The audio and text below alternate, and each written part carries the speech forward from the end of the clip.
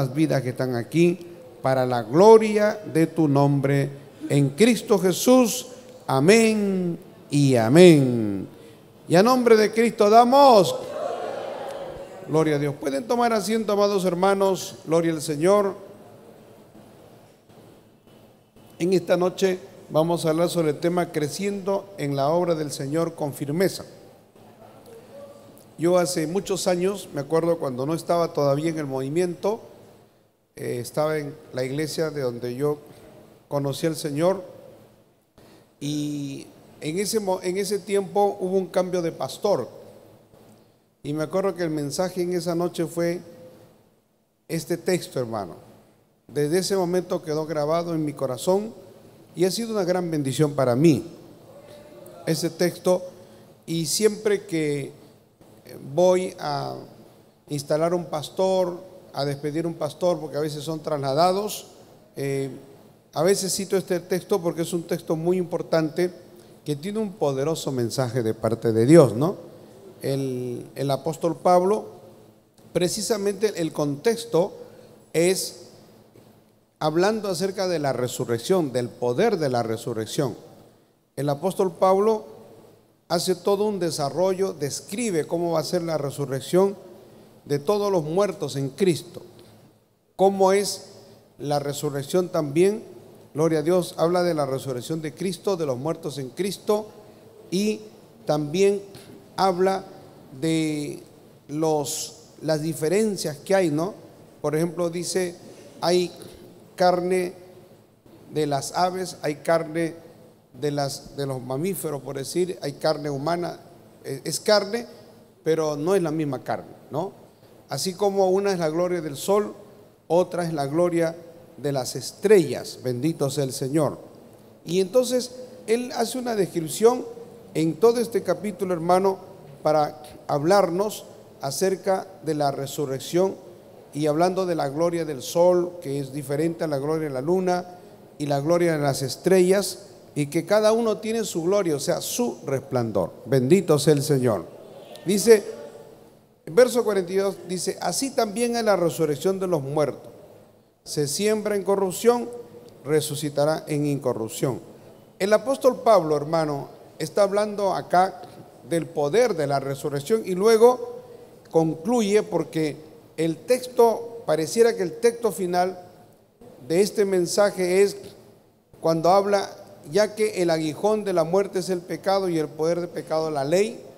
Entonces esa declaración de Pablo, que es tan tremenda, gloria a Dios, en donde dice, más gracias sean dadas a Dios, que nos da la victoria por medio de nuestro Señor Jesucristo. En el verso 55 dice, ¿dónde está, oh muerte, tu aguijón? Es un desafío a la muerte. Y dice, ¿dónde, oh sepulcro, tu victoria? Pero en el verso 58 pareciera como que tocara este tema, pero no, hermano. Es el sello de toda esta tremenda enseñanza. Él, hablándole a los hermanos de Corinto, hablándole a la iglesia, le dice, así que hermanos míos, amados, ¿no? Hablando al pueblo de Dios, porque yo entiendo que así como le habló al pueblo de Corinto, Dios dirigió para que se escribiera esa carta y para que ese mismo mensaje llegue a nosotros el día de hoy. Cada vez que leemos este texto, sentimos que eso también es para nosotros, ¿no? Le dice, así que, hermanos míos, amados, estad firmes, dice, y constantes, creciendo en la obra del Señor siempre. O sea, habla de firmeza, habla de constancia y habla de crecer en la obra del Señor.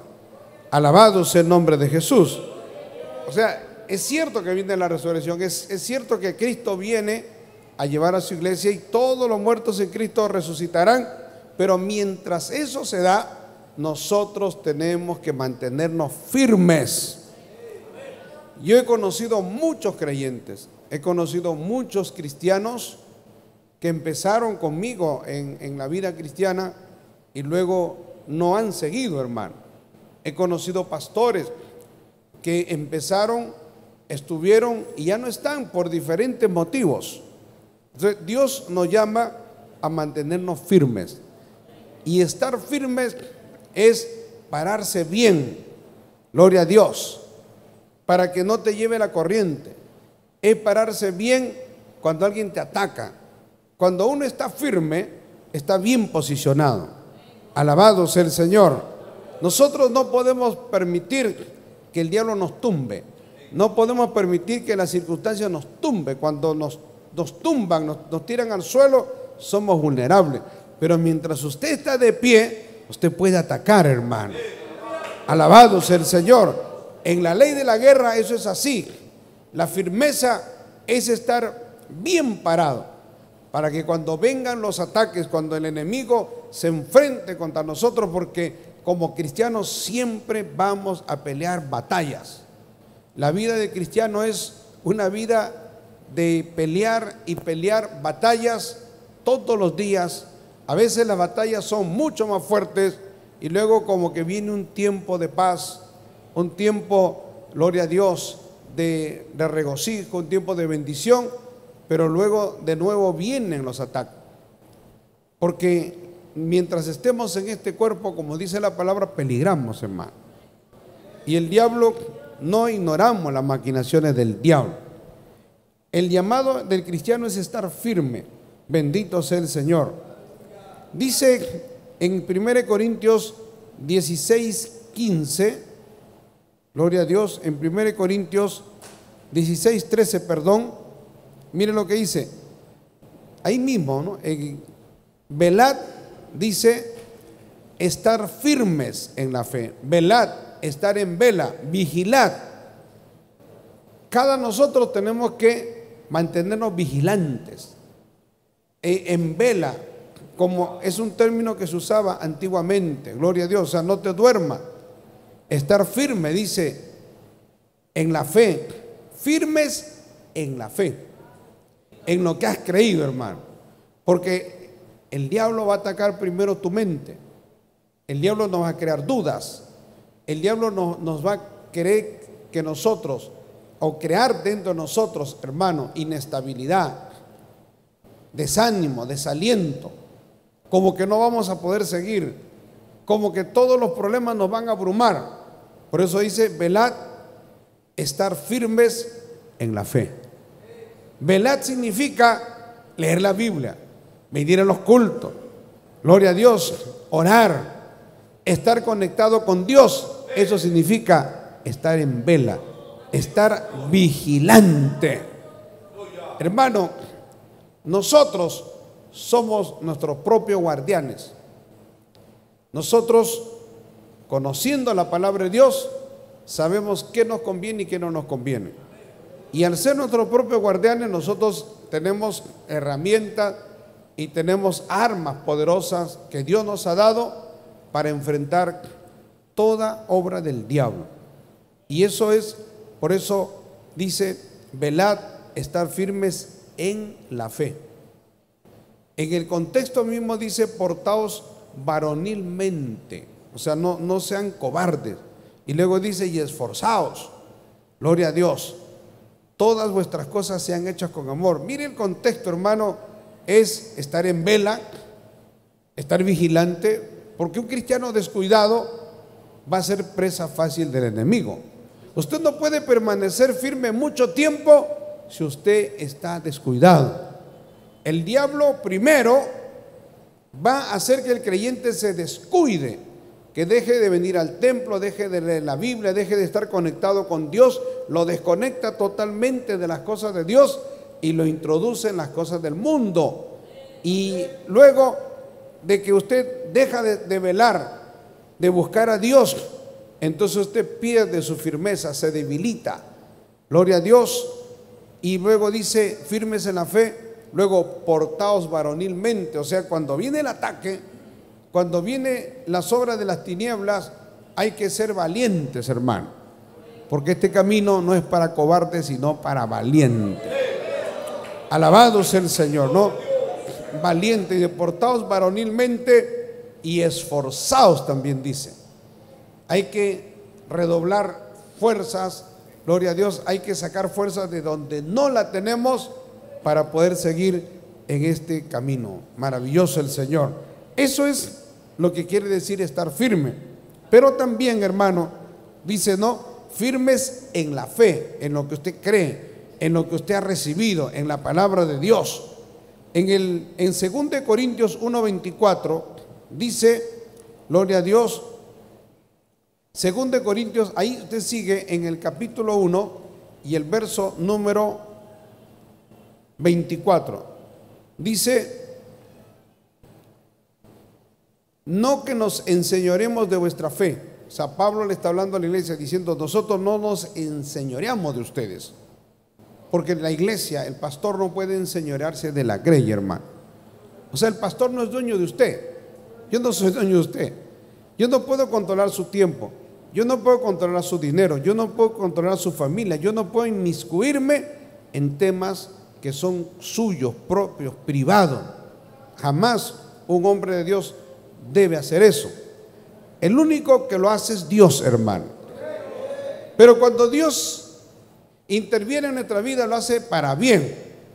O sea, no quiere decir que un hombre de Dios puede intervenir y lo va a hacer para mal, pero nosotros tenemos que ser respetuosos, gloria a Dios, de su forma de ser, de su forma de pensar, de su forma de vivir. Nosotros tenemos que ser respetuosos. Nosotros lo único que hacemos es enseñar la palabra de Dios, y al enseñar la palabra de Dios, el cristiano tiene que decidir. Entonces el apóstol Pablo dice que él no se enseñorea de vuestra fe, porque mire, hay un montón de predicadores mercaderes. O sea, hay predicadores que se aprovechan de la grey, se aprovechan de la fe para sacarle dinero a la gente. Nosotros enseñamos el diezmo y la ofrenda porque eso es lo que enseña la Biblia, y ese es el sistema como las iglesias se sostienen, hermano. Pero nosotros no podemos usar eso para ir más allá, para exigirle a usted algo que mucho más allá de lo que usted puede dar. Por ejemplo, si usted tiene solamente para el alquiler de su casa, si tiene usted para pagar la luz, para pagar el teléfono, yo me voy a enseñorear de usted y le voy a decir, no, tienes que dar eso. Un cristiano, un hombre de Dios no puede hacer eso. No podemos aprovecharnos de la fe de las personas, y eso es lo que Pablo dice, que nosotros no nos estamos enseñoreando de la fe. Maravilloso el Señor. Sino que dice que colaboramos para vuestro gozo, ¿no? O sea, como iglesia, como pastores, nosotros queremos que todos los que vienen a la iglesia sean felices, hermano.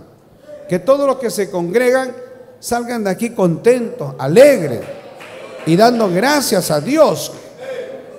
Nosotros contribuimos, dice, para vuestro gozo, porque por la fe ustedes están firmes. Ustedes no han sido derribados porque tienen fe en Dios, en la palabra. La fe es algo poderoso y la fe nos da la fuerza para estar firmes. Bendito sea el Señor. También la palabra de Dios habla en cuanto a estar firmes, hermano, en la libertad con que Cristo nos hizo libres. En Gálatas 5:1, ahí sigue usted, avanza en el capítulo 5 del libro de los Gálatas, o la carta escrita por el apóstol Pablo a la iglesia de Galacia. Dice, sé pues imitadores de Dios, dice, como hijos amados. Bendito sea el Señor. Luego, perdón, me equivoqué, en Gálatas. Es en Gálatas, yo estaba buscando en Filipenses. Maravilloso el Señor. Gloria a Dios. Acá lo tengo. Gálatas 5:1. Dice, estad pues firmes en la libertad con que Cristo nos hizo libres, y no estéis otra vez sujetos al yugo de esclavitud. Ahora, ¿qué es lo que está queriendo decir Pablo acá? ¿Qué significa eso, estar firmes en la libertad con que Cristo nos hizo libres, hermano? El apóstol Pablo está hablándole a la iglesia de Galacia, porque se habían metido dentro de la iglesia de Galacia los judaizantes. Los judaizantes tienen una manera de ver las cosas, tienen una doctrina contraria totalmente al cristianismo, porque los judaizantes llevan a los cristianos a asumir, a adoptar ritos que son del pueblo de Israel, que no tienen nada que ver con el cristianismo. Bendito sea el Señor. Por ejemplo, el apóstol Pablo tuvo que enfrentarse con los judaizantes. Al apóstol Pablo, en su ministerio, lo perseguían varios grupos de personas. Lo perseguían los fariseos, los saduceos, los escribas. Lo perseguían a veces el imperio y a veces también los dirigentes de las religiones paganas. Pero también los que eran mucho más peligrosos eran los judaizantes. O sea, ¿quiénes eran los judaizantes? Los judaizantes eran los que tenían conceptos de la religión judía y que los habían mezclado con el cristianismo, hermano. Ojo, no eran 100% de la religión judía. Ellos se llamaban cristianos, pero ellos decían, ya, yo tengo a Cristo, yo sigo a Cristo, yo amo a Cristo, pero para que nuestra religión sea perfecta, entonces a los cristianos hay que circuncidarlos. Hay que mandarle que guarden el sábado. O sea, le imponían los ritos que eran para la ley. Y aquí el apóstol Pablo le dice que eso no se puede hacer, porque nosotros ya no somos de la esclava, y hace una alegoría. Dice, cuando Abraham tuvo a Sara, gloria a Dios, y el hijo de Sara, Isaac, era de la libre, pero tuvo un hijo con Agar, que era Ismael, y dice, era de la esclava. Bendito sea el Señor. Entonces él está diciendo, nosotros somos hijos de la promesa. La iglesia no puede estar sujeta, supeditada a ritos, hermano. Nosotros ya no podemos, ya no debemos, no sacrificamos animales, no nos circuncidamos. Se puede hacer la circuncisión cuando el niño es pequeño, gloria a Dios, como una cuestión médica, que sí es bueno hacerlo, pero no por una cuestión religiosa, espiritual. Como decir, si yo no me circuncido no agrado a Dios. Entonces, eso está mal. ¿Por qué está mal? Porque el sacrificio de Cristo es suficiente para la salvación del alma. Los judaizantes decían, tiene que guardar el sábado. Y enseñaban otros ritos más de la ley de Moisés, que era una mezcla con el cristianismo y que era una obra del diablo, hermano, para crear dentro del cristianismo una secta, un grupo que sea judaizante, y entonces era que se iba a desviar de los cristianos que llegaban a la iglesia. Ya no era la fe en Cristo, sino era la confianza, gloria a Dios, en los ritos, y esa es una obra del diablo también. Pablo dice, si ustedes siguen la enseñanza de los judaizantes, ustedes no son hijos de la libre, ustedes son como esclavos. Maravilloso el Señor. Y por eso él dice en el verso 1 del capítulo 5, porque es la continuación del capítulo 4, dice, estad pues firmes en la libertad con que Cristo nos hizo libres, y no estéis otra vez sujetos al yugo de esclavitud. Alabado sea el Señor. Cristo nos ha hecho libres, hermano. Maravilloso el nombre de Jesús.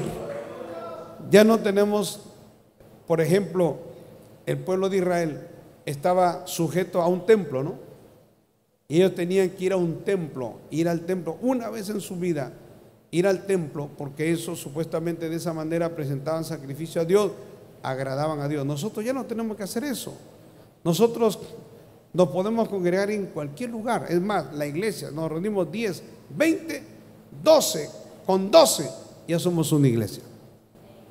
Y nos reunimos para alabar a Dios, y Dios nos ve como iglesia, hermano. Y glorificamos y engrandecemos el nombre de Dios. Nadie tiene que venir a imponernos cosas y a decir que si no guardas esto, que si no guardas lo otro. De hecho, hermano, el cristianismo no es una serie de prohibiciones. Hay muchas personas que ven el cristianismo como una serie de prohibiciones, que no se puede esto, que no se puede lo otro. Reducen lo que es el cristianismo, que es una buena noticia, a prohibiciones. Pero el diablo a veces usa creyentes, y los creyentes son bien intencionados, quieren agradar a Dios, Pero yo no puedo resumir el cristianismo, hermano, a guardar 4 o 5 cosas nada más. Alabado sea el Señor. O sea, el cristianismo es más que eso. El cristianismo es poder de Dios. El cristianismo es una buena noticia. El cristianismo son verdades del evangelio que cambian, que revolucionan nuestra vida. Gloria a Dios. Pero si yo voy a estar predicando que el cristianismo es no hagas esto y no hagas lo otro, ese era el mensaje de los judaizantes. Alabado sea el Señor. No es lo mismo, hermano, que usted haga cosas y que usted deje de hacer cosas porque por la obra del Espíritu Santo. Y usted viene a la iglesia y usted va a hacer cosas que las hacía en el mundo. Pero cuando usted va encontrándose con la palabra hace la obra. ¿Cómo es eso, pastor, que la palabra hace la obra? Claro, al escuchar la palabra, la enseñanza, el fundamento bíblico, entonces usted dice, entonces lo que yo estoy haciendo está mal. Y usted, al ser confrontado con la palabra, usted tiene que tomar una decisión. Mire, yo estaba en una iglesia. Cuando llegué a la obra en movimiento, yo comía sangre. La sangre frita, ¿no? Lo que le llamamos el relleno. El relleno. O ahora también le llaman morcilla. Entonces, para mí era normal. Yo lo comía lo preparaba con camote, con cebolla, con pan. Eso me encantaba. Gloria a Dios. Pero cuando en una oportunidad el pastor Rodolfo, que estaba predicando en la central, yo llegué a 28 de julio, gloria a Dios, allá por el fin del año 84, 85, fin del 84, y el pastor enseña sobre que no se debe comer sangre. Me llamó la atención, yo dije, pero yo como sangre, o sea, ¿pero por qué? ¿En qué se basa el pastor? Pero él citó el Antiguo Testamento, hizo todo un estudio, citó Levítico, hermano, no, citó, gloria a Dios, Génesis también, en donde se prohíbe comer carne con su sangre. Citó Levítico capítulo 3, la prohibición perpetua de comer sangre. Citó Hechos capítulo 15, el conflicto, el problema que hubo en Jerusalén, y en donde los apóstoles dicen las cosas que se tienen que prohibir, que era fornicación, carne ahogada y sangre. Entonces yo, al ver 3 textos antes de la ley, durante la ley y en tiempo de la iglesia, entonces yo me di cuenta que eso no estaba bien, que lo que yo estaba haciendo no era correcto. De ese momento hasta el día de hoy, nunca más he vuelto a comer sangre. A mí nadie me ha prohibido. O sea, nadie vino y me dijo, hermano, por si acaso no coma sangre, por si acaso acá nadie come sangre. Yo sencillamente nunca más he vuelto a comer sangre. Y siempre que voy, a veces uno va a comer en las parrillas, en las parrilladas, como la llamamos acá en Perú, y yo les digo, y a veces veo la morcilla, y entonces le digo, ¿me lo puede cambiar por salchicha? Me dicen, a veces lo hacen, a veces me dicen que no, bueno, entonces lléveselo. Yo no como eso. Alabado sea el Señor.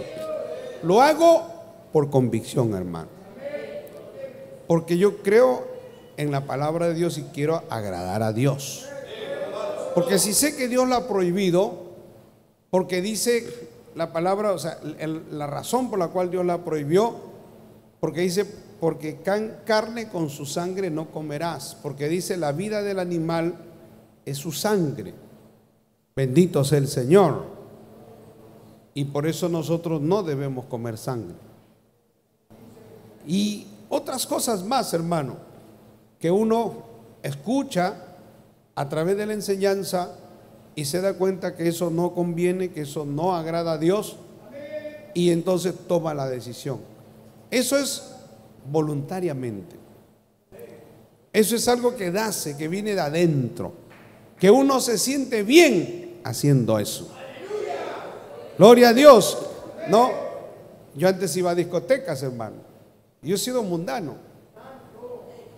Pero cuando me convertí, estando en la iglesia donde estaba, iba a la iglesia y iba a la discoteca. Pero cuando me convertí allá en esa iglesia, nunca más volví a pisar una discoteca. Y para mí una discoteca es un antro del diablo. Dice, yo he conocido las discotecas y lo que se hace en la discoteca y todas las inmundicias. Gloria a Dios. A mí nadie tiene que contarme porque yo he vivido, lo he conocido, y entonces yo nunca más volví a pisar una discoteca. Porque yo sé todas las inmundicias que se hacen ahí. Ahí corre droga, corre alcohol, ahí corre cocaína, marihuana, ahí los sentidos, la sensualidad. Todo eso incentiva la sensualidad. Ahí los jovencitos y las jovencitas se vuelven locos, hermano, con las luces psicodélicas y todas las cosas que se crean en la discoteca. Ahora pues hay los DJ, ¿no? Que hay eso que con el disco paran la música y la aceleran y son artistas en eso. Yo no, en mi tiempo no había eso, ¿no? Pero de todas maneras esas cosas atraen a los jóvenes que no tienen a Dios. Pero cuando uno tiene a Dios, eso no le atrae, hermano. En toda la vida que he tenido de cristiano jamás me he sentido tentado o decir me voy a una discoteca a probar, a ver qué pasa. Jamás, porque me parece que es un antro de Satanás. El solo hecho de saber de que mucha gente se va a la discoteca y luego se van a fornicar, no le podría dar una cifra exacta, pero yo creo que es más de la mitad. Gloria a Dios, ¿no? Que se van primero a la discoteca y luego se van a fornicar, sexo libre y todas las cosas, todas las inmundicias que pueden haber, hermano. Bendito sea el Señor. Entonces, ¿yo cómo voy a pisar algo que representa corrupción, que representa droga, que representa perdición, cuya música que se toca es música alusiva a desenfreno sexual, a lo que es la inmoralidad? Eso, entonces, como cristiano, hace que me cause repugnancia más bien. Pero esa es la obra del Espíritu Santo. Alabado sea el Señor. Gloria al nombre de Jesús. Eso es, hermano, lo que obra la palabra de Dios, y por eso dice aquí en Gálatas, gloria a Dios, hablando de la libertad, ¿no?, con que Cristo nos hizo libres, y dice, y no estéis otra vez sujetos al yugo de esclavitud. Por eso dice, he aquí yo, Pablo, digo que si os circuncidáis, ¿no?, de nada os aprovechará Cristo. Y otra vez testifico a todo hombre que se circuncida, que está obligado a guardar toda la ley. De Cristo os desligasteis, dice. Los que por la ley os justificáis, de la gracia habéis caído. Pues nosotros por el Espíritu guardamos por la fe la esperanza de la justicia. Porque en Cristo Jesús ni la circuncisión vale algo, ni la incircuncisión, sino la fe que obra por el amor. Alabado sea el Señor. Los judaizantes decían, hay que circuncidarse. Sin eso nadie va a entrar al cielo. Y Pablo dice, no. ¿Qué es lo que salva, hermano? ¿La circuncisión? ¿Guardar el sábado? No. La fe en nuestro Señor Jesucristo. Pablo en Romanos habla extraordinariamente de la salvación por la fe. ¿Cómo es que obra la salvación?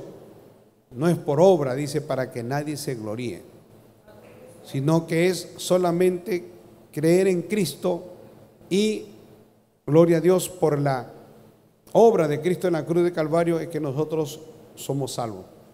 Eso no se lo debemos a ningún gobierno, no es por méritos humanos, no es porque el pastor, no es porque la iglesia, hermano. Todo eso es únicamente por la sangre de Cristo que derramó en la cruz del Calvario. Pero todo eso nos apropiamos por la fe. Y Él dice que hay que estar firmes. O sea, contra todo viento de doctrina hay que estar firmes, hermano. Alabado sea el Señor. Por eso, en 1 Corintios 15:58 habla, ¿no?, del arrebatamiento, habla de la resurrección, pero habla de estar firme. Para lograr eso hay que estar firme. Van a venir ataques, van a venir falsas doctrinas, gloria a Dios, pero uno tiene que demostrar firmeza, hermano. Gloria al Señor. Luego dice en el Efesios capítulo 6, verso 13, este texto es tremendo, Efesios 6, 13, porque habla de la armadura del creyente. Gloria al Señor. Habla de que nosotros no tenemos lucha, dice. En el verso 11 dice: vestíos de toda la armadura de Dios para que podáis estar firme contra las acechanzas del diablo. O sea, si nuestra guerra es espiritual, hermano y hermanas, si nuestra guerra es espiritual, nuestras armas tienen que ser espirituales. Por eso Él está hablando en la analogía de una guerra. Habla de armadura, ¿no? Armadura es para pelear una guerra.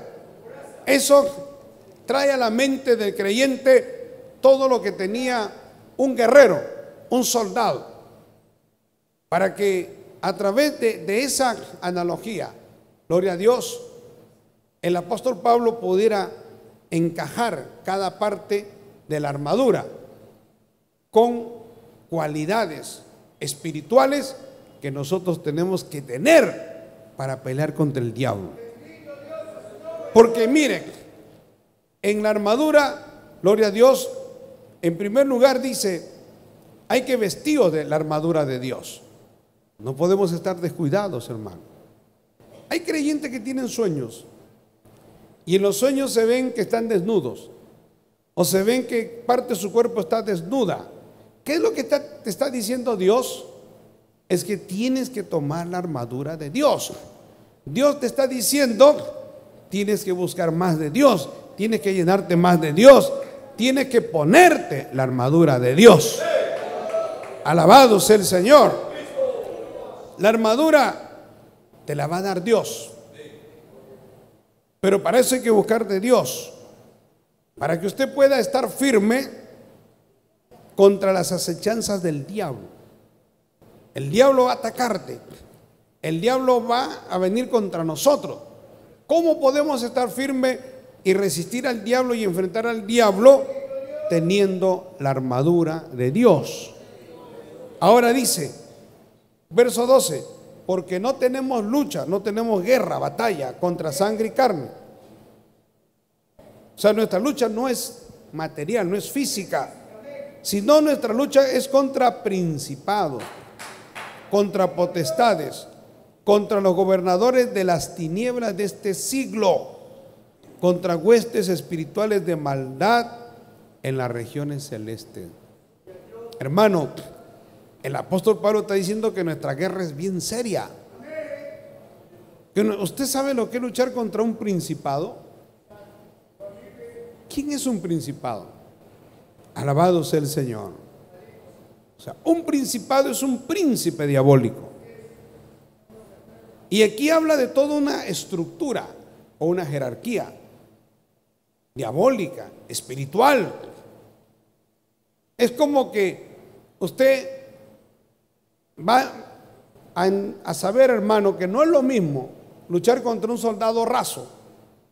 Yo me acuerdo que en el año 78, que hubo la famosa guerra de las Malvinas, era una guerra en la que los ingleses tenían las islas Falklands, creo, ahí al sur de Argentina, al frente de Argentina, pero que estaba bajo posesión de los británicos, hermano. Era una isla, prácticamente vivía poca gente, pero era de los británicos. Entonces, el presidente, que era un dictador en ese tiempo, creo que era Videla, buscando ganarse al pueblo, creando una cortina de humo, porque su gobierno tenía muchos problemas. Él hizo que las Fuerzas Armadas, y rápido ellos tomaron, gloria a Dios, esas islas, hermano, lo que se llamaban las Islas Malvinas. Y los ingleses, como era una cuestión de orgullo, como es una cuestión de orgullo militar, de cosas de patrimonio nacional, los ingleses declararon la guerra y se vinieron con todo. Y llegaron para retomar las Islas Malvinas. Y fue una guerra muy dura. Perú tuvo que intervenir en esa guerra también. Pero lo que yo le quiero decir, hermano, es que en esa guerra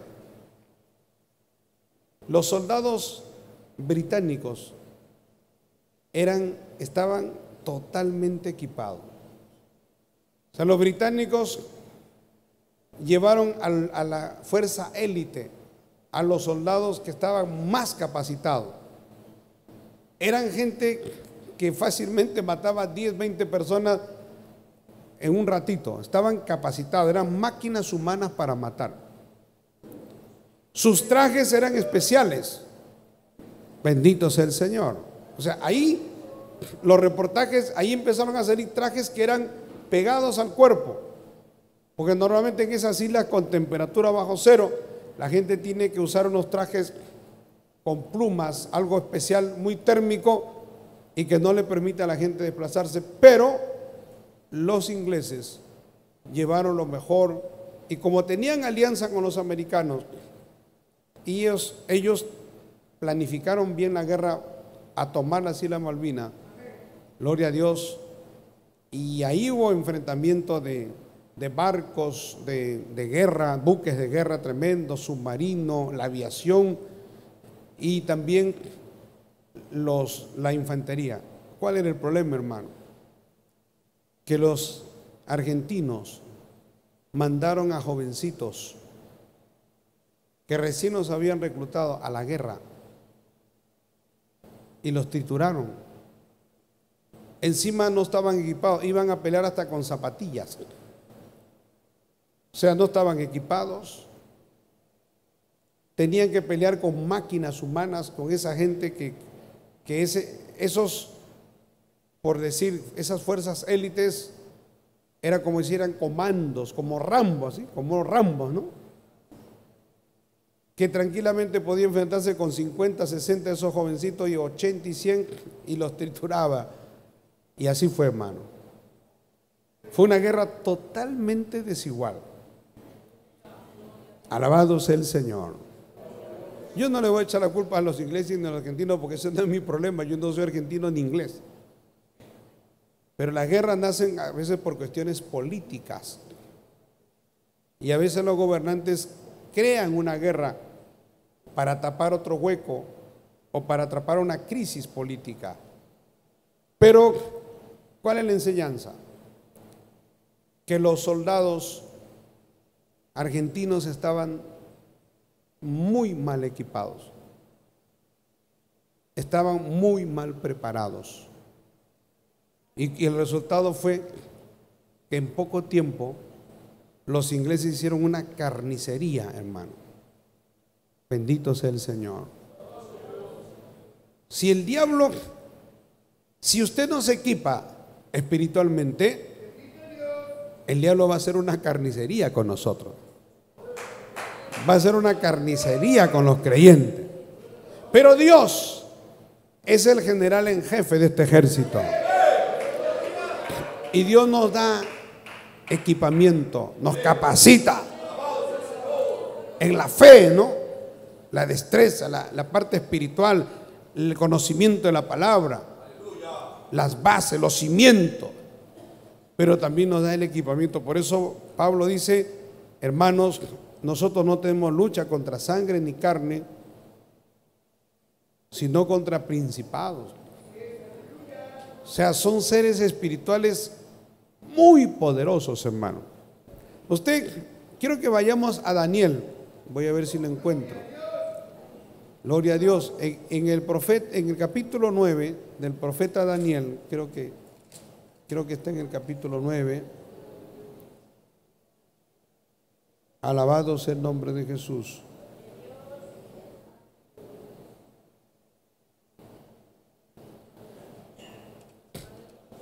Maravilloso el Señor.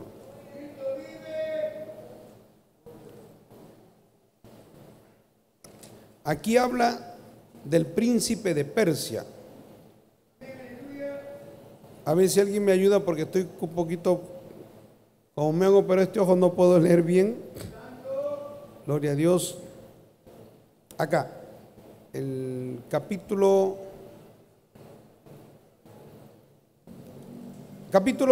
9, verso 20, hermano.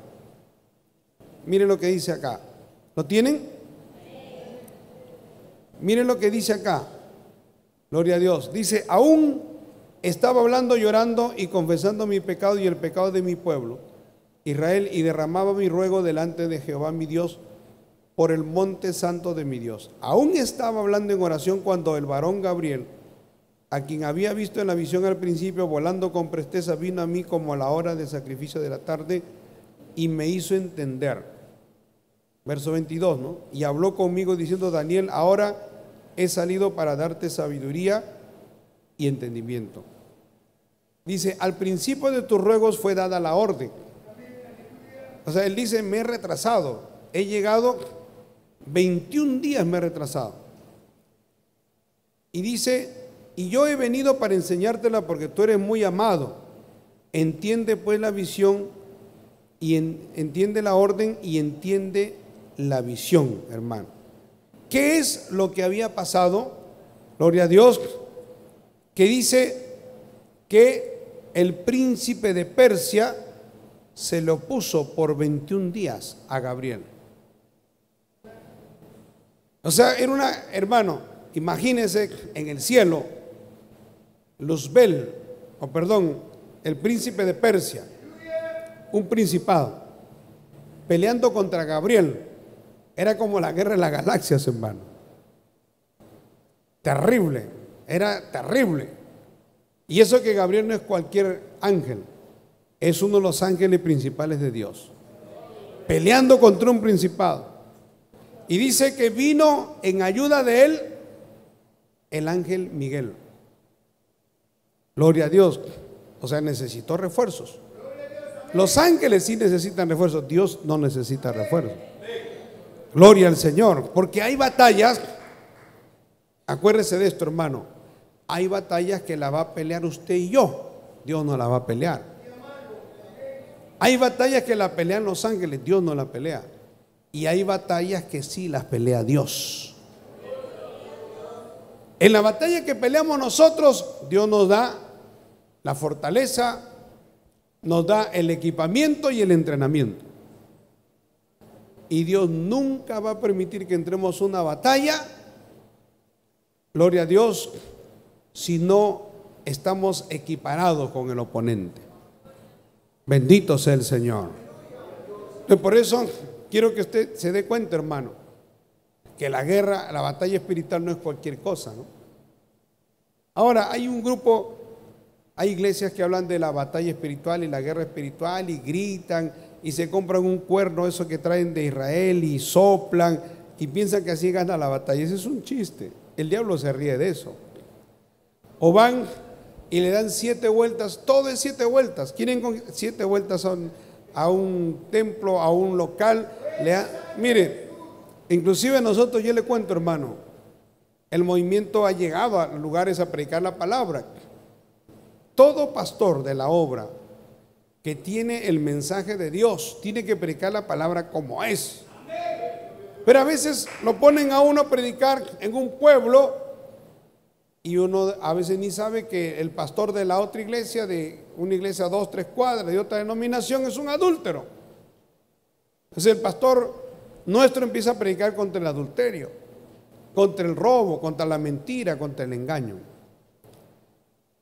Y hay creyentes que se sienten ofendidos. Ese pastor ha venido a hacernos daño, ese pastor ha venido a atacarnos, ese pastor ha venido a destruir la obra. Y es guerra espiritual, proclaman guerra espiritual.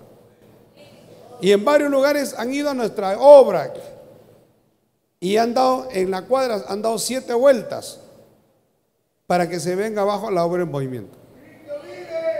Han dado 7 y han dado 1000 vueltas y la obra sigue adelante, hermano. Porque la obra, cuando es de Dios, nadie la puede tirar abajo. Gloria a Dios.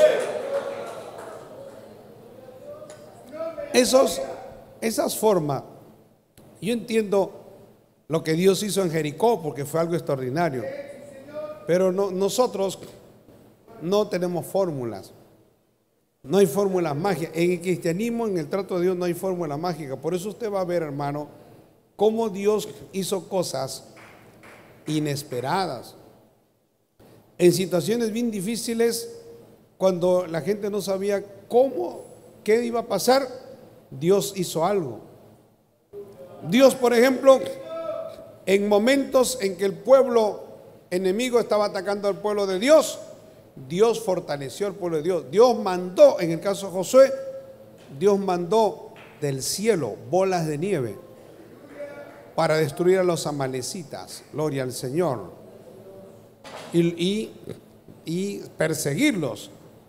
Y Dios también envió, hermano, gloria a Dios, un ángel que destruyera al enemigo. O sea, Dios usa muchas formas para que nosotros no digamos hay una sola manera como Dios lo va a hacer y nosotros digamos que así tiene que ser, y eso es malo, porque Dios sabe cómo actúa en el momento que actúa. Dios no tiene un molde. Alabado sea el Señor. Pero estos señores de la guerra espiritual se copian un molde de Dios y piensan que de esa manera van a ganar la guerra, pero el diablo los confunde, hermano. Yo le digo sinceramente, el diablo se ríe de eso, porque muchos de esos de guerra espiritual, muchísimos están en pecado. El diablo los ha envuelto, los ha engañado, y ahora Dios no puede ser culpable. Es que si usted va a enfrentarse contra Satanás y usted no está bien parado, no tiene armadura, gloria a Dios, el diablo va a desplegar sus principados, sus potestades, sus huestes infernales, y va a ser terrible, ¿no? Yo me acuerdo, en la Biblia se menciona a un tal Bar Jesús, que él veía como Pablo predicaba y Pablo echaba fuera demonios bajo el poder de Dios, ¿no? Pero Bar Jesús era un mago ambulante, era un charlatán. Y ese charlatán, ese mago ambulante, cuando vio un endemoniado, dijo: voy a hacerlo, esa es la fórmula, así es, como Pablo lo hace, así tengo que hacerlo. Y entonces vio un endemoniado y se acercó al endemoniado y lo miró fijamente al endemoniado y le dijo: te reprendo en el nombre de Jesús. Y todavía para asegurarse dice: el que predica Pablo, dijo. Y él pensó que con eso, él pensó que era una fórmula, que el diablo y que el endemoniado iba a ser libre, los demonios iban a ir. Y el endemoniado, el demonio que estaba dentro de él, le respondió y le dijo: yo sé quién es Jesús y también sé quién es Pablo, pero tú ¿quién eres? Alabado sea el Señor. Y dice que se le fue encima, hermano. Este hombre estaba con sus 7 hijos y el endemoniado fue y los desnudó, los doblegó a 7 y los avergonzó. Gloria a Dios. No se puede ir a una lucha desigual. Hay que estar equipado. Dios nos da las armas y para eso hay que estar firmes, hermano, ¿no? Gloria al Señor. Entonces, aquí en Efesios capítulo 6, verso 13, la palabra de Dios nos dice, Efesios capítulo 6, maravilloso el nombre de Jesús. Maravilloso el nombre de Jesús. Dice, hablando de toda esta jerarquía, ¿no? No tenemos lucha contra sangre y carne, sino contra principados, contra potestades, contra los gobernadores de las tinieblas de este siglo, contra huestes, dice gobernadores de las tinieblas de este siglo. Todos son agentes diabólicos, satánicos. Hermano, esos influyen en presidentes, en congresistas, en militares, en dictadores, en tiranos. Todos los que gobiernan el mundo y en varios lugares del mundo, porque ahí había un príncipe, lo que le cité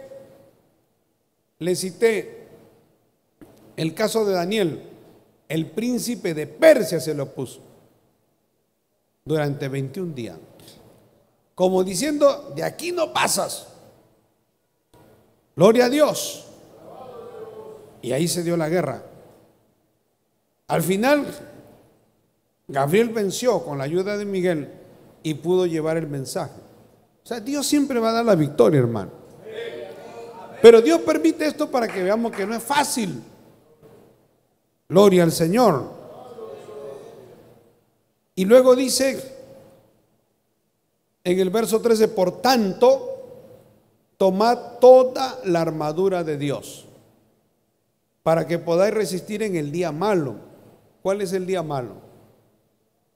El día malo es el día en que el diablo te va a tentar, el diablo te va a poner un bocado, el diablo te va a poner una oferta para que caigamos,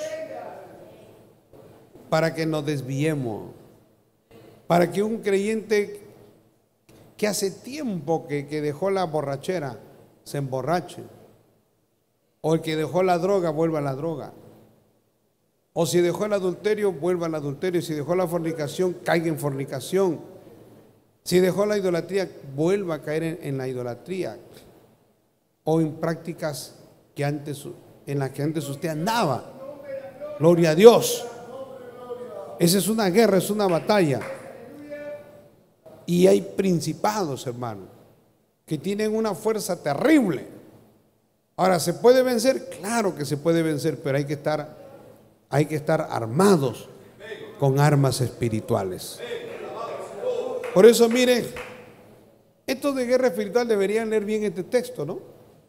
Porque parece que no lo han leído, porque dice, tomad toda la armadura de Dios para que poder resistir en el día malo y habiendo acabado todo, estar firmes, hermano. Siempre tenemos que estar firmes. Alabado sea el Señor. Estad pues firme, dice, ceñidos vuestros lomos con la verdad. Tremendo, ¿no? O sea, ¿cómo usted puede pelear una batalla? Hermano, el diablo se burla de creyentes mentirosos, falsos, hipócritas, que dicen una cosa y luego dicen otra cosa. ¿Cómo Dios te va a respaldar si estás mintiendo, estás engañando? Una mujer que engaña a su marido, un hombre que engaña a su mujer, usted que engaña en su centro de trabajo. En su centro de trabajo usted está robando, está haciendo algo ilícito, y usted viene a la iglesia, Señor, ayúdame, bendíceme, Señor, respáldame, Señor, tu presencia conmigo. Dios no te va a respaldar. Gloria a Dios, porque uno tiene que estar ceñido nuestros lomos con la verdad, hermano. Gloria a Dios. Dice, y calzados y vestidos, perdón, con la coraza de justicia. O sea, nuestros actos tienen que ser justos. Tú no puedes ser una persona injusta, abusiva, prepotente. Porque no, que yo, ¿cómo voy a cometer injusticia? ¿Yo acaso soy un juez? No, no, usted puede cometer injusticia en su casa,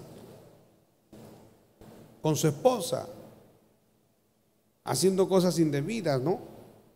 Abusando, gloria a Dios, haciendo lo que quiere en su casa, pisotea a su esposa, la humilla. Usted es un injusto. Y por ese lado, usted tiene un hueco. Si usted no tiene justicia, gloria a Dios, entonces usted no tiene coraza. Y si usted no tiene coraza, el diablo está acá, ¿no? La coraza. El diablo le va a meter una lanza, hermano, y le va a arrasar y le va a destrozar todo. Pero si usted es justo, si usted obra con justicia, personas que trabajan con nosotros, personas que están alrededor de nosotros, hay que tratar de reconocer lo que es justo. Hay personas que se aprovechan de sus semejantes, se aprovechan de los demás y luego están orando: Señor, bendíceme, Señor, dame la victoria, guerra espiritual, vamos a tomar tal lugar. El diablo se ríe de eso. Alabado sea el Señor. Te vas a la guerra y el diablo te mete un zarpazo y no tienes coraza. Ningún soldado iba a la guerra sin coraza, que había que estar loco. Bendito sea el Señor. Maravilloso el nombre de Jesús. Y calzados los pies con el apresto del evangelio de la paz, ¿no? O sea, hay que ser pacíficos y hay que predicar el evangelio. El creyente siempre tiene que predicar el evangelio. Eso es una fortaleza suya, hermano. Creyente que no predica el evangelio, como si usted no tuviera zapatos y usted está en la guerra y ahí el piso está caliente por el sol o frío por la noche, usted ahí va a tener una debilidad. Y luego dice: sobre todo, tomad el escudo de la fe. El escudo era algo extraordinario, porque el escudo uno podía dirigirlo hacia donde venía la espada, ¿no? Cuando había el enfrentamiento cuerpo a cuerpo, uno con un brazo, gloria a Dios, blandía la espada, y cuando el otro quería atacar, uno le ponía el escudo, de tal manera que no te tocaba. Es importante el escudo de la fe, con que podáis apagar todos los dardos de fuego del maligno. O sea, el ataque del diablo va a venir a la cabeza, va a venir a los pensamientos. Pero si usted no tiene fe y se llena la palabra, los dardos de fuego, el diablo va a atacar a tu mente. Pensamientos malos, cosas malas. Gloria a Dios. Si tú no estás lleno de fe, bendito sea el Señor, es como si no tuvieras escudo. Y entonces cualquier lucha cuerpo a cuerpo no vas a tener defensa. Maravilloso el Señor. Dice, verso 17: y tomad el yelmo de la salvación. El yelmo de la salvación era el casco, ¿no? ¿Qué es lo que se protegería, hermano, con más fuerza? O lo que usted más protegería es la cabeza. Porque basta que le toquen un ojo con la espada, le vacían un ojo. O le cortan la nariz. O le atraviesan la cabeza. Y ahí se acabó todo. El yelmo de la salvación. ¿Qué es el yelmo de la salvación? Saber que usted es salvo, hermano. O sea, usted va a pelear y va a vivir su vida cristiana sabiendo que es salvo. Nosotros no somos salvos siempre salvos, ojo. Eso es una cosa.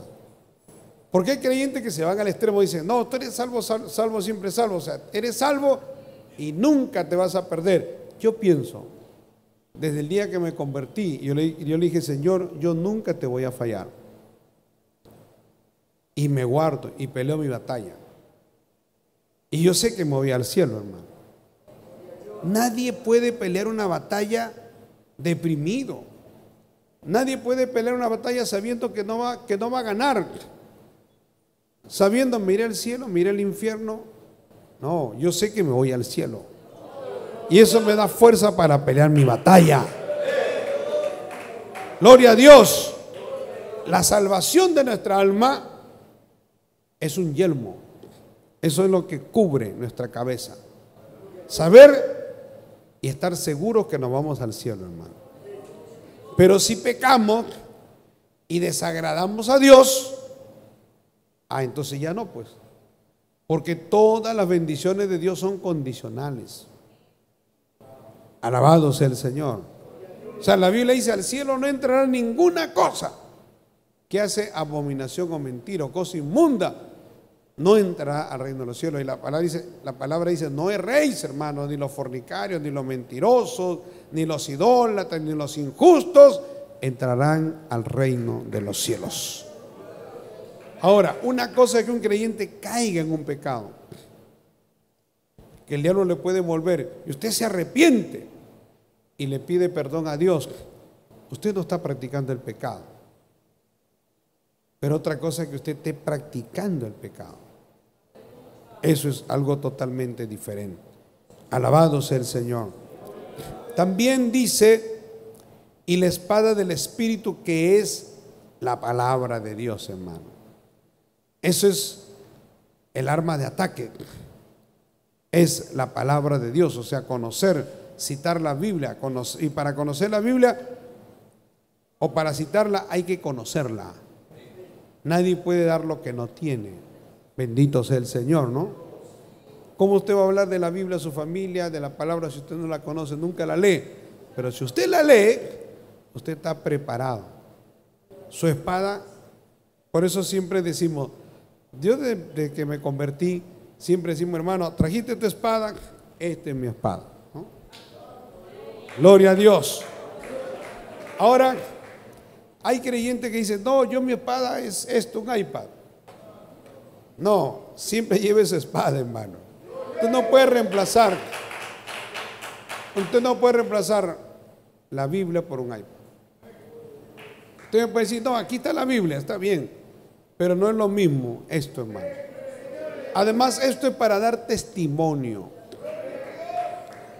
Yo me acuerdo que, ¿cuántos creyentes que yo conozco que se avergonzaban de llevar la Biblia? Yo nunca, gracias a Dios.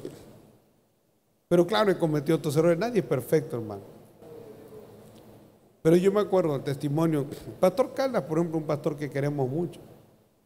Él siempre ha contado que cuando él se convirtió, él vivió una vida de delincuencia y estuvo con cáncer y a punto de, ya estaba desahuciado. Llegó a 28 de julio, Dios permitió que entrara, Dios lo sanó milagrosamente.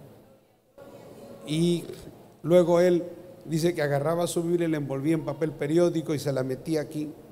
Y un día Dios le habló y le dijo, ¿por qué te avergüenzas de mi palabra? Porque ahí le daba vergüenza, porque la gente, todos los palomillas, la gente del barrio, esa gente que es terrible, se iban a burlar. Mira, ahora el hermano, ¿no? Que era terrible, ahora es hermano. Pero por causa de Cristo vale la pena pasar el momento difícil, la vergüenza que digo es un momento difícil, porque ¿de qué me voy a avergonzar, hermano? Uno tiene que avergonzarse de ser ladrón, sinvergüenza, degenerado, pero no de ser cristiano, ¿no?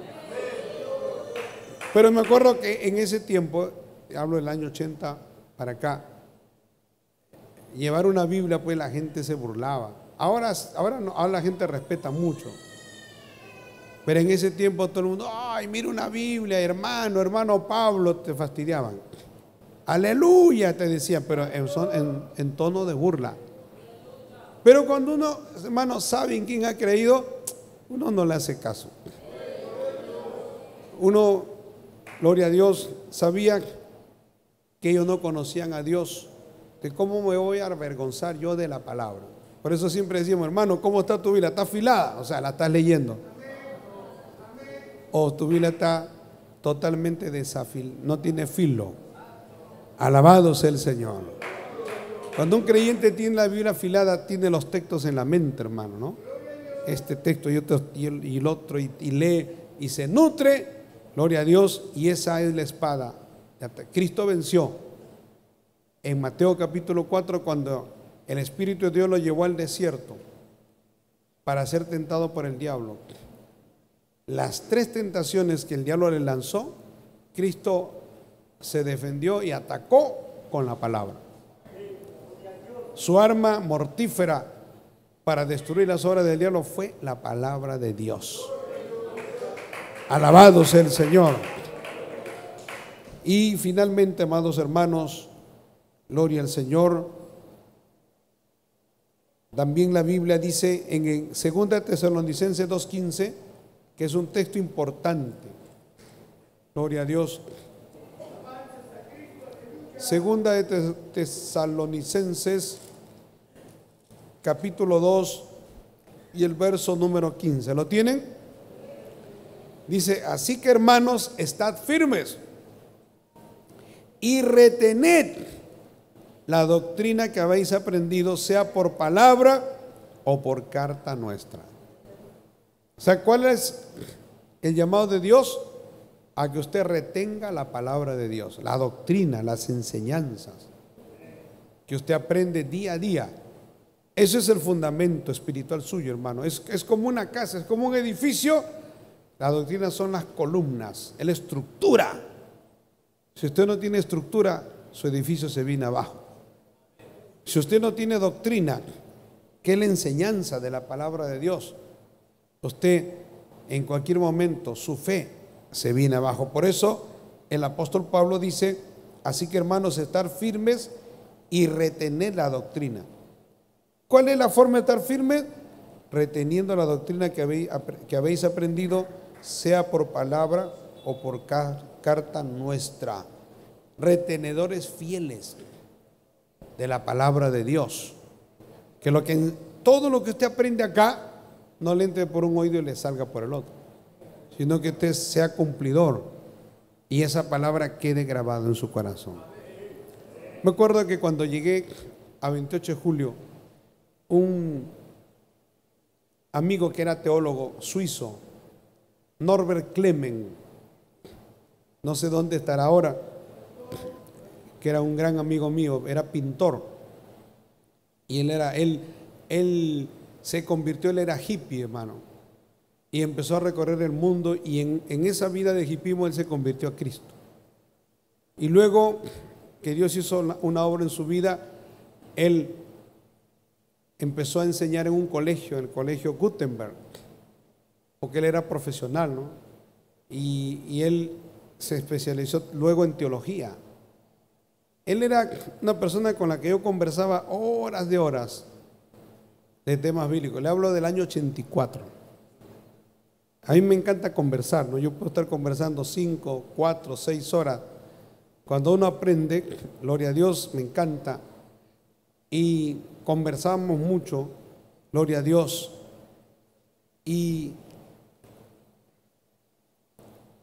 la palabra de Dios, hermano, acá nos dice, ¿no?, que hay que retener la doctrina fiel. O la doctrina, ¿por qué?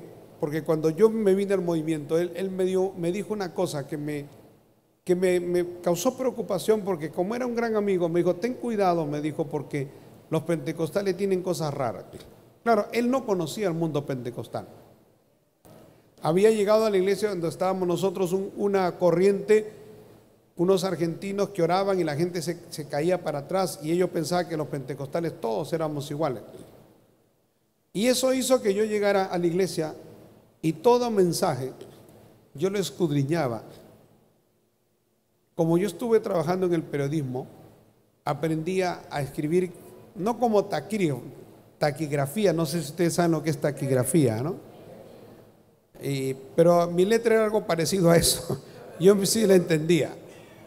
O sea, yo podía reducir un escrito grande en pocas símbolos, y yo lo entendía.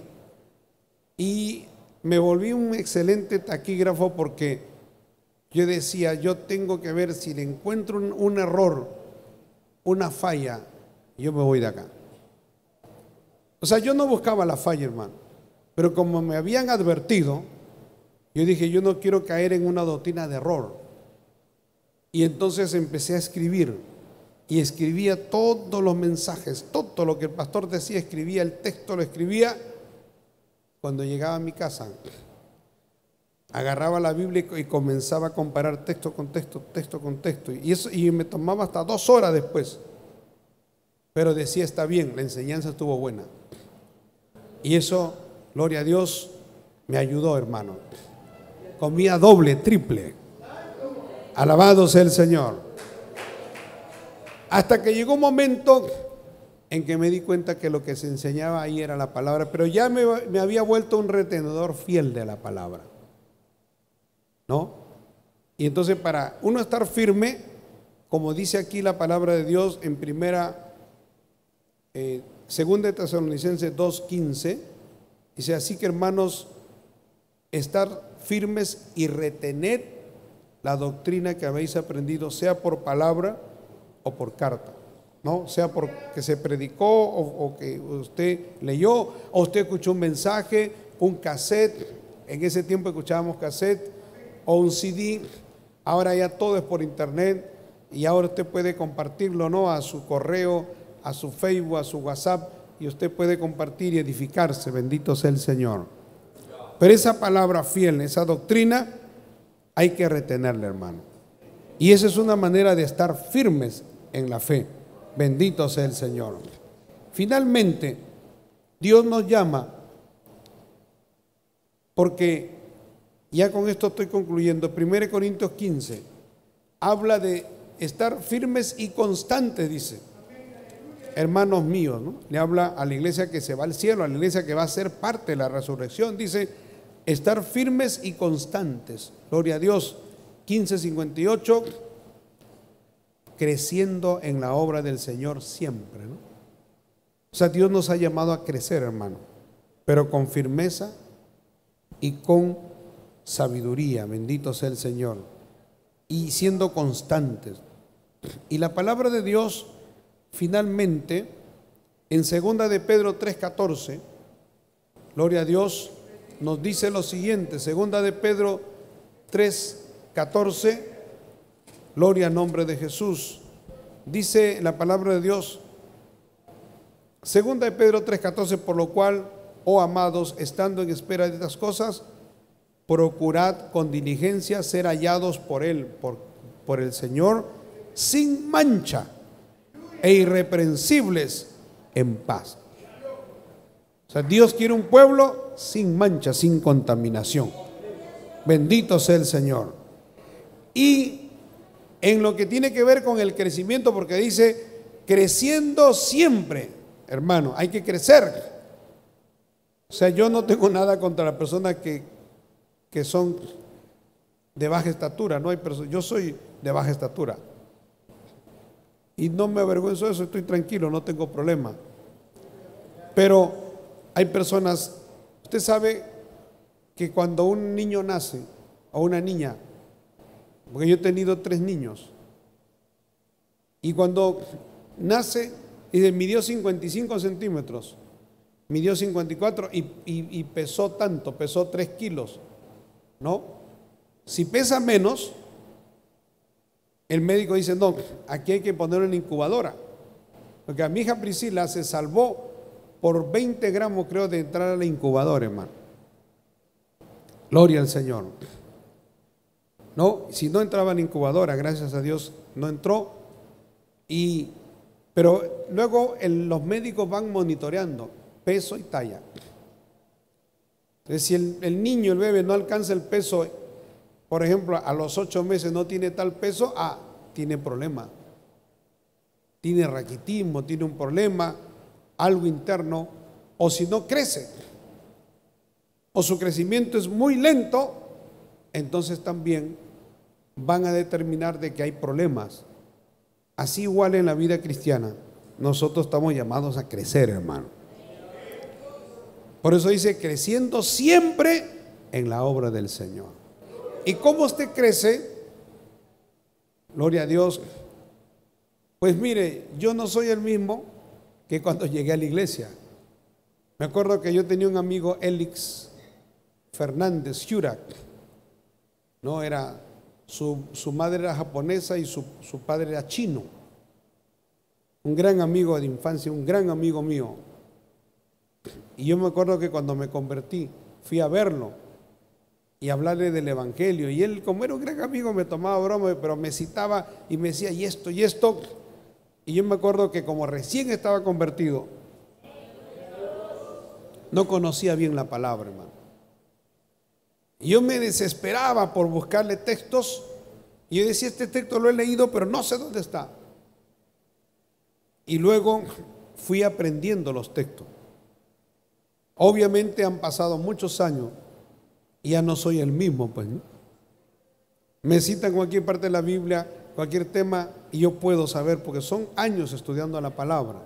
Eso es crecimiento, hermano, ¿no? Años predicando, gloria a Dios, buscando al Señor, da firmeza, da fidelidad, todo eso es crecimiento. Más importante que cargo, ¿no? Usted puede decir, usted puede tener cargo, los cargos no son importantes, lo importante es el crecimiento espiritual. Y la Biblia dice que hay que crecer siempre en la obra del Señor. No puede ser que usted esté en la iglesia cuántos años y siempre, gloria a Dios, en la misma condición y usted no avanza, no sale adelante cuando Dios nos ha llamado a salir adelante. Mire, yo le he contado esto muchas veces, pero lo voy a resumir.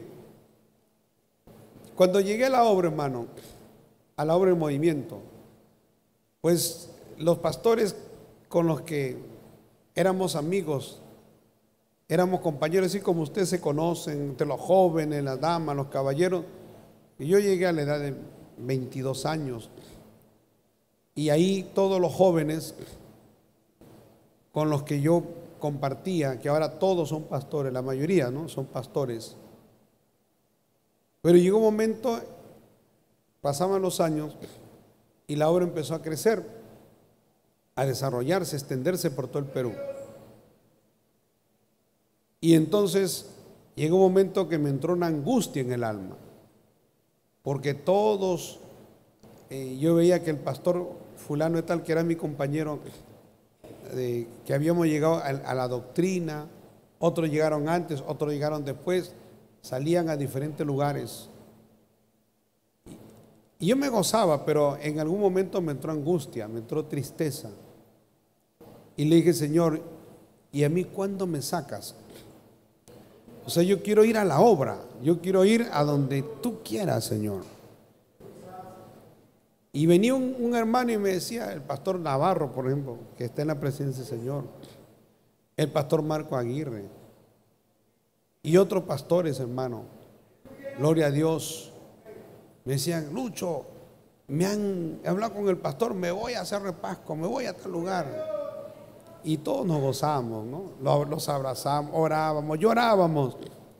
Pero dentro de mí, yo decía, Señor, ¿y a mí cuándo? Yo estuve a punto de irme a Ayacucho, el año 93. Alabado sea el Señor.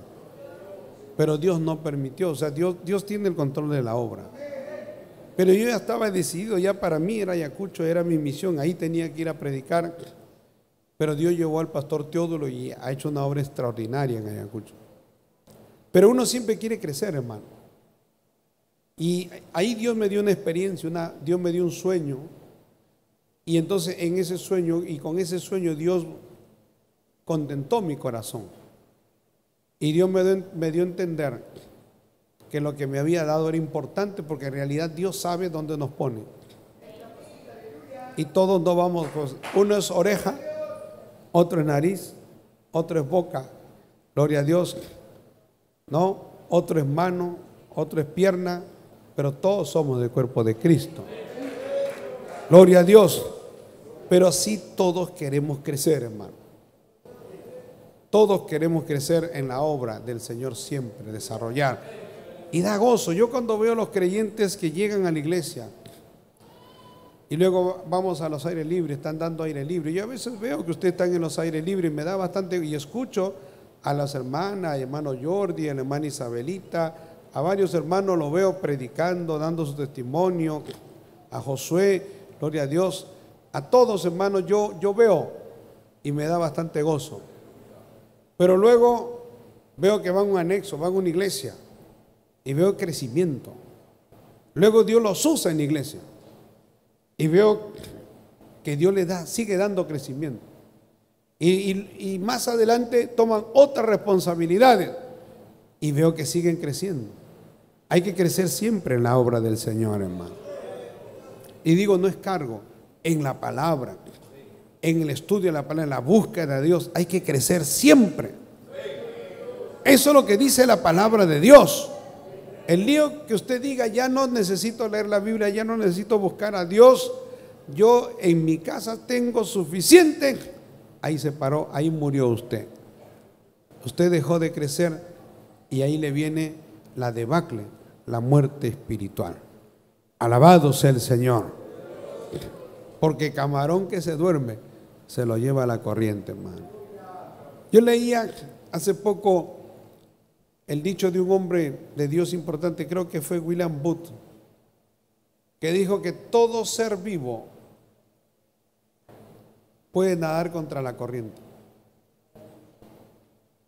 pero los seres que están muertos no pueden nadar contra la corriente, se los lleva la corriente, se los lleva la obra del diablo, el de pecado, se los lleva, los arrastra. Pero nosotros estamos nadando contra la corriente. ¿Se da cuenta, hermano? El apóstol Pedro dice: el mundo se escandaliza, se maravilla de que nosotros no corramos con ellos en el mismo desenfreno y disolución. Y dice yo, y nos escarnecen. Gloria a Dios por eso. Porque todo el mundo sigue la corriente y es arrastrado, hombres, mujeres, jóvenes, todos son arrastrados por la obra del diablo, de pecado, de borrachera, de inmundicia. Nosotros estamos contra la corriente, hermano. Alabado sea el Señor. Eso a mí me encanta. Yo vi una vez un documental sobre el salmón, ¿no? Que es, gloria a Dios, que va contra la corriente. Qué terrible, ¿no? Digo, Dios lo ha hecho así, hermano. Qué tal voluntad. Y en caídas, en lugares en donde viene el río con bastante fuerza, y salta, y salta, y salta, y salta, y salta, y salta, y salta, y pasa toda su vida así. Así somos nosotros, hermano. Alabado sea el Señor. Por eso hay que crecer. Y Primera de Corintios capítulo 3, ya con esto termino, gloria a Dios. Dice la palabra de Dios en el verso 8, dice el apóstol Pablo: y el que planta y el que riega son una misma cosa, aunque cada uno recibirá su recompensa conforme a su labor.